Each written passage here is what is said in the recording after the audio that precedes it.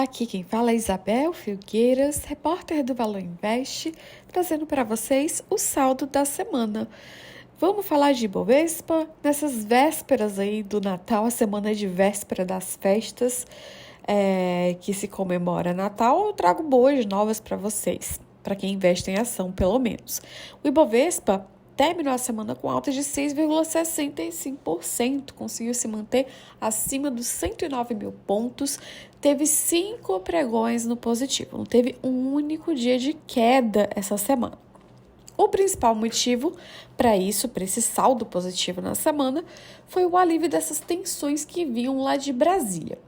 Então vamos relembrar aqui que a semana começou com o fim do orçamento secreto, a decisão lá do STF, que repercutiu bem no mercado, porque afinal aquela questão do orçamento era um ponto de carência que se tinha em relação à transparência das contas públicas.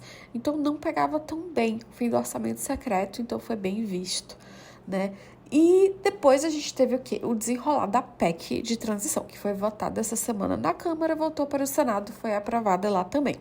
A PEC de transição estava trazendo muita angústia para o mercado, por conta das incertezas do quanto que ela permitiria de gastos além do teto, né?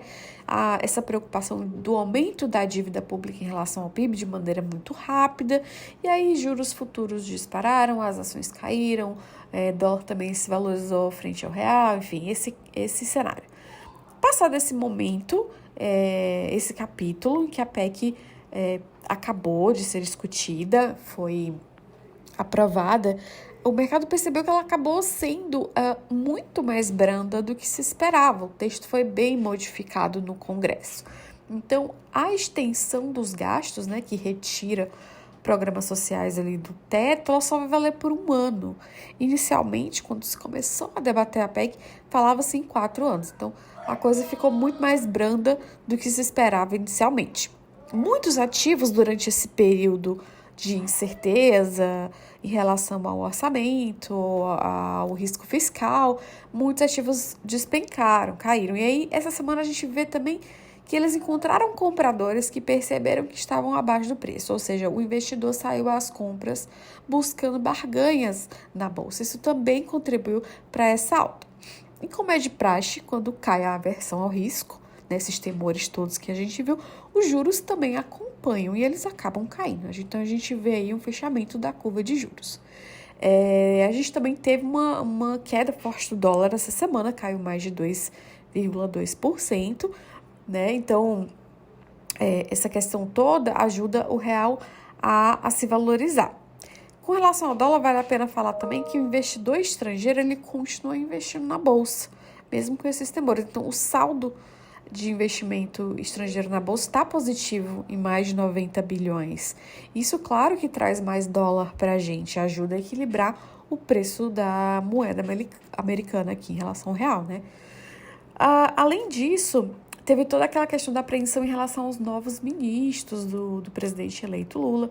Enfim, essa semana ele anunciou mais nomes, não teve nenhuma surpresa, né? Ninguém que desagradasse tanto o mercado, como a gente viu quando foi anunciado o nome do Aloysio Mercadante para o BNDES, que realmente teve uma repercussão muito negativa. Essa semana não se viu isso, né? Inclusive, tem agentes do mercado comentando que foi muito bem recebido o nome do vice Geraldo Alckmin para a pasta de desenvolvimento. Mas só esses últimos 5 pregões positivos não são capazes de eliminar as perdas que a gente viu esse mês. Então, teve todo esse turbilhão em Brasília, teve a questão de mais casos de Covid lá na China, né? A recessão global iminente que está aí assombrando o mercado, enfim. Resta saber se na semana que vem o Ibovespa vai conseguir virar esse jogo, né? Então, a gente vai acompanhar aqui pelo Valor Invest. Eu fico por aqui, pessoal. Uma boa noite para vocês. Tchau, tchau.